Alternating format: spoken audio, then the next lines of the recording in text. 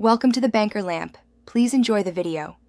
You start by opening System Settings, or System Preferences, and navigating to Users and Groups. Unlock the pane with an administrator account so you can make changes. Once unlocked, click the user you intend to remove and pause. This is where you choose how Mac OS handles that user's home folder. You must pick one of the listed options before proceeding. Save the home folder as a disk image, leave it in place, or remove it entirely. Make sure you understand storage and recovery implications. Now you select the deletion action and confirm why it matters. Saving as a disk image preserves the account's files for later recovery.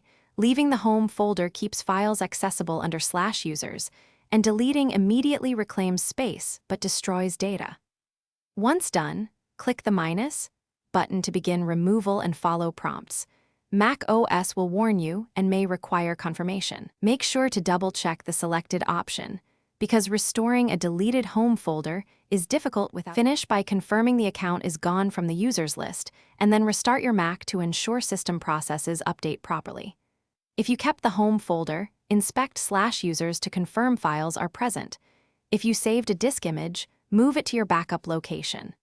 If removal fails, try again in safe mode or create a new admin account and remove the old user from there.